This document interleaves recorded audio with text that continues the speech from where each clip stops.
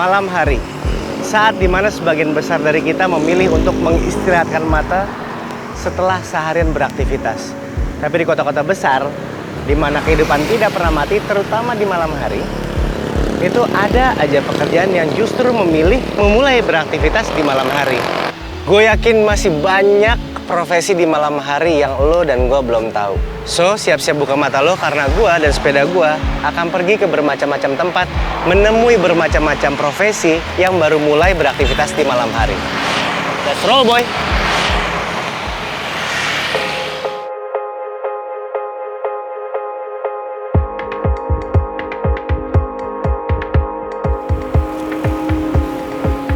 Malam ini gue mengajak lo untuk melihat sebuah profesi di malam hari yang tidak selamanya berkonotasi negatif. Ternyata gak jauh-jauh, teman gue sendiri. Dia namanya Tangguh, yang setahu gue, dia sekolahnya dulu hukum dan mesti jadi lawyer, kerja di siang hari.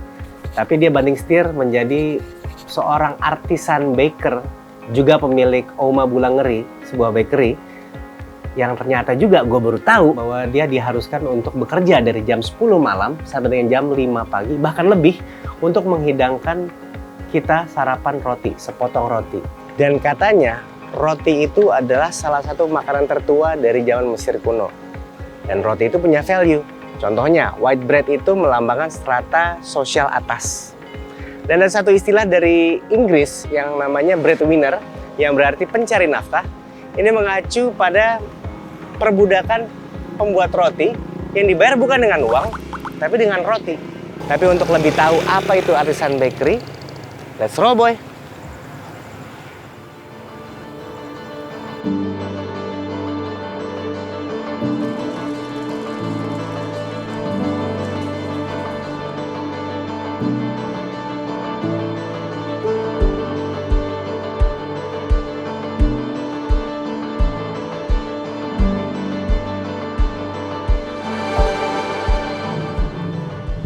Halo.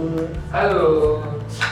Ini dia temen gua Tangguh dari Uma Bulangeri, seorang artisan baker. Ya, berarti baker ya? Baker, tukang roti.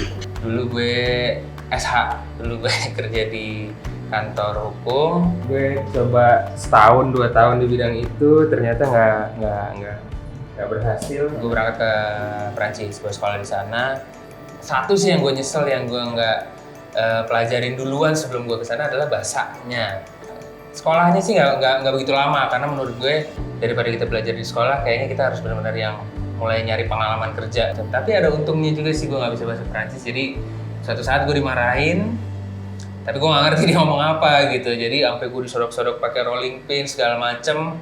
Tanya, lo ngerti nggak gitu apa yang gue omongin? Enggak sih. Nah, semenjak itu gue udah nggak pernah dimarahin lagi.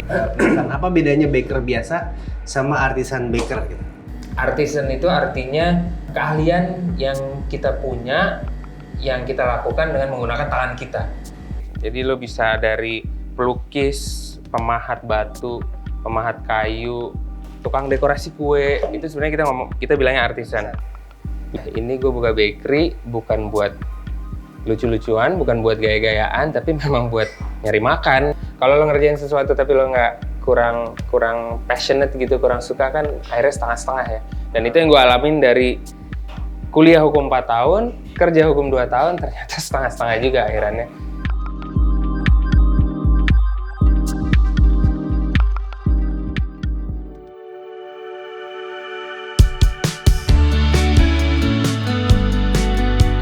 Kan profesi lo nih termasuk profesi yang malam kan ya? Kenapa Betul. sih emang mesti nyiapin malam? Biasanya kan kalau orang makan roti cenderung identik dengan sarapan. Ya. Jadi memang apa yang kita bikin di sini dan kita jual, kita coba se-fresh mungkin pagi-pagi itu udah jadi. Jadi kami begadang untuk Anda, sadis. Nah, jadi maksudnya kita mulai dari kadang dari malam sebelumnya, nyiapin untuk subuh disiapin, proses dari malam sebelumnya kita lanjutin, atau juga ada yang mulai dari baru lagi. Di sini gue coba bikin dengan cara yang lebih pelan, yang lebih tradisional, mungkin dalam waktu 3 hari pembuatan adonan croissant aja gitu. Nah, tentu semua itu berpengaruh ke kualitas gimana nanti rasanya.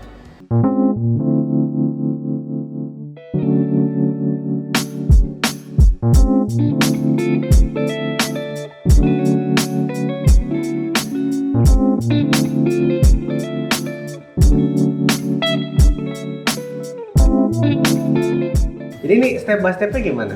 Jadi memang lo juga pas nih datang di tengah kita lagi mau bikin.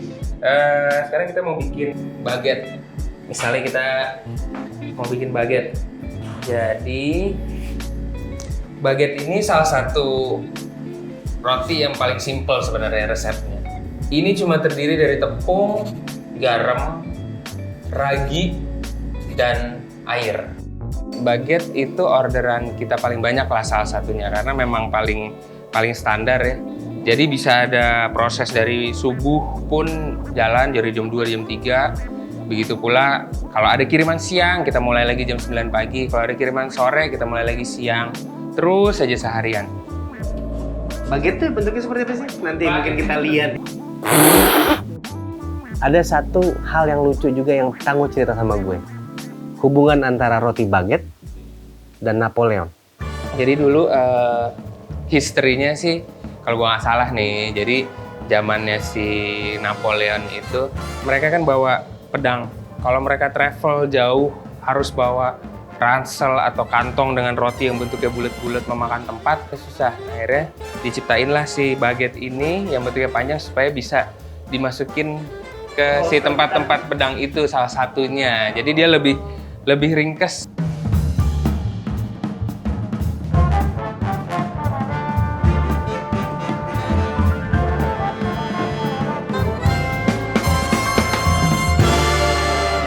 Jadi sekarang kita mau proses ya dari keluar freezer tadi. Terus mau di apa nih?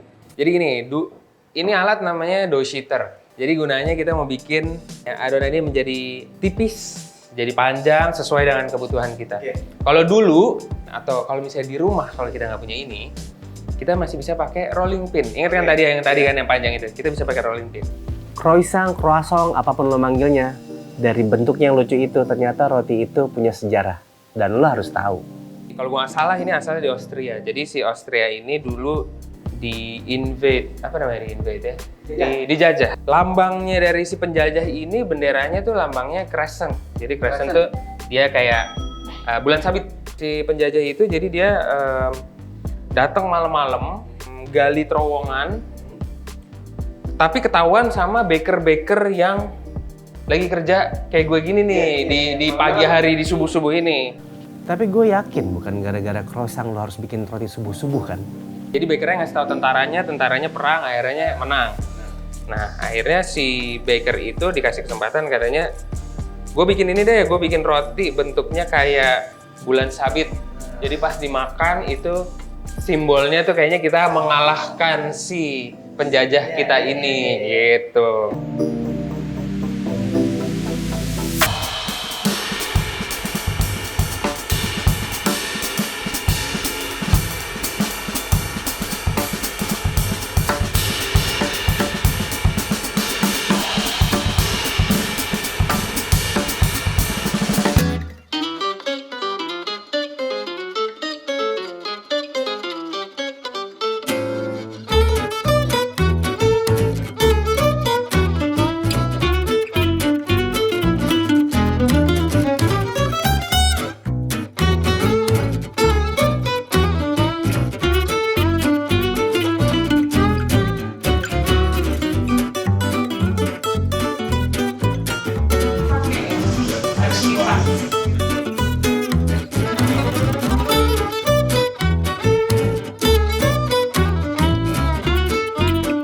Ini packaging udah kelar. Ada finishing lagi nggak? Ada beberapa yang ada yang enggak. Tapi kalau yang tadi kita bikin sih sebenarnya ini roti-roti yang lumayan standar lah ya, yang udah nggak ada apa-apanya lagi. Cuma kalau baget, kita packagingnya kayak gini. Jadi memang benar-benar kita bikin se-otentik mungkin lah. Kita punya beberapa klien dan mereka memang minta untuk menggunakan roti kita, roti si Uma ini. Tentu dengan spesifikasi yang mereka juga mau gitu. Itu termasuk dukanya nggak sih? Maksudnya kayak lu udah susah payah bikin roti nih, ya kan? Kita sebagai tukang roti, meskipun bikin roti, tapi kita juga bisa dibilang sebagai seniman.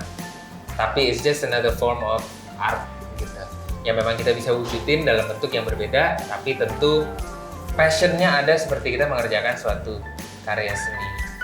Oke, Tangguh, thank you udah izinin berantakin Oma Bulangri. Sama-sama. Dari dua ini yang buat gue yang mana? Gue udah tahu nih, ini pasti bakalan muncul nih pertanyaan ini. Tenang, Bi. Jadi gue udah siapin buat lo, ini yang lo bikin sendiri juga tadi sebenarnya. Jadi kita cobain aja. Mudah-mudahan lo bisa menikmati sambil... Iya. Oke? Oke, nggak ini ya, nggak ada ya. Sekarang gue mau nyari sunrise, gue mau menikmati ini sarapan di pinggir jalan seru kali ya sepeda. Lo mau ikutin sepeda? Gue mau tidur kayaknya nih. Oh ya udahlah kalau gitu. Keep roll ya. Let's roll boy. Thank you ya.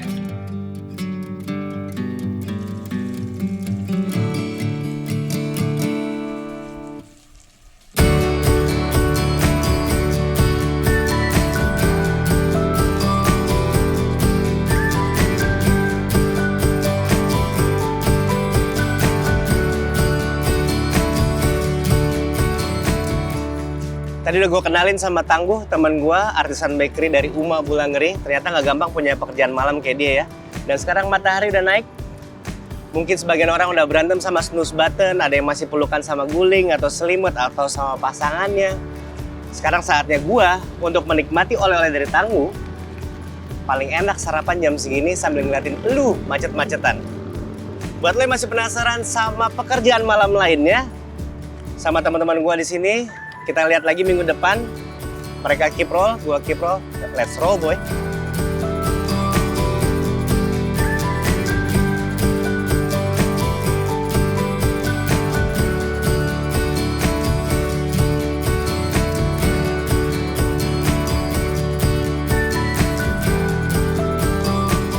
Dan mulai malam ini pandangan gua tentang roti berubah total.